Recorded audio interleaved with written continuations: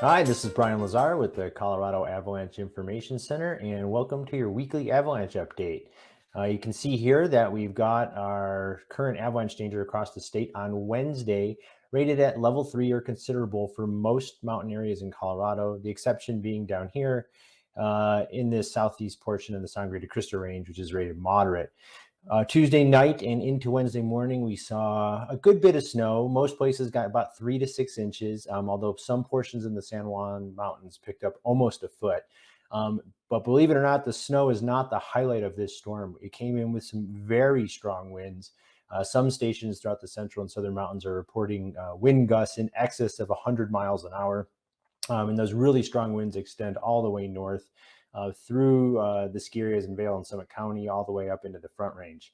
And so that's going to move a lot of snow. We're going to see continued snowfall on Wednesday. This is going to keep avalanche danger elevated at considerable danger, likely on Thursday. And with a little bit more fresh snow on Thursday, you can expect avalanche danger to remain elevated, likely into Friday before we start to see a break in the snowfall.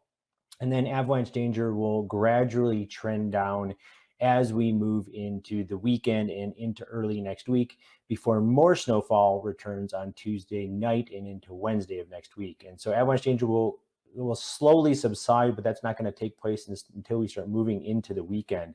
If you take a look at our current avalanche situation right now, Vail and Summit County is really illustrative of many of the areas, although the areas in the central and southern mountains with more snowfall have level 3 avalanche danger below tree line as well.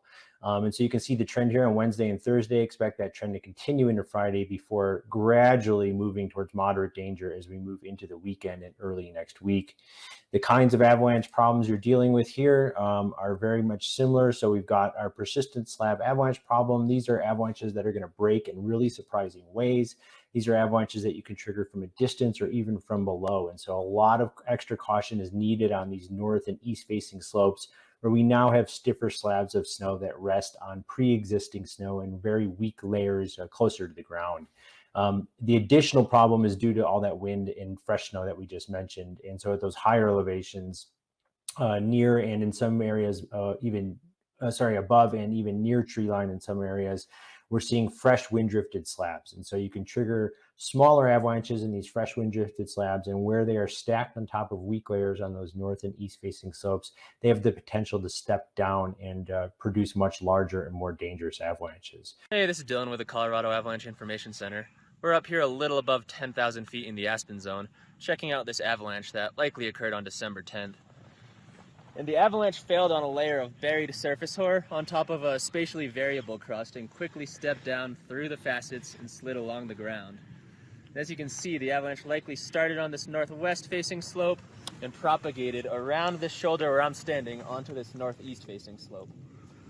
And so this really shows us that these northerly facing slopes that harbored old snow prior to last week's storms are the most dangerous slopes still, and they're the slopes where you can trigger an avalanche.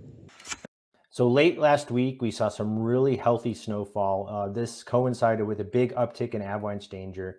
We had avalanche warnings across large portions of the central and southern mountains late last week.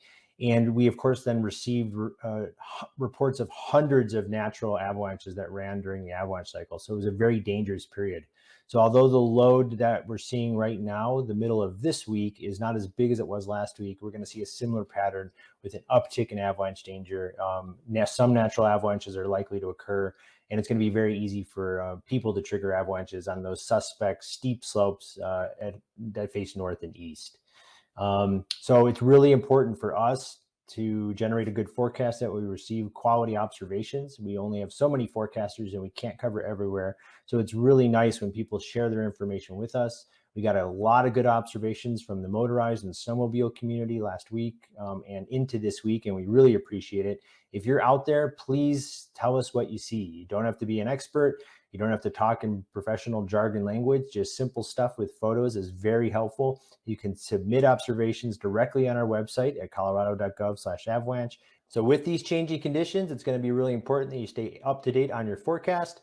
You can get daily updates at colorado.gov/avalanche or on the CIC mobile app.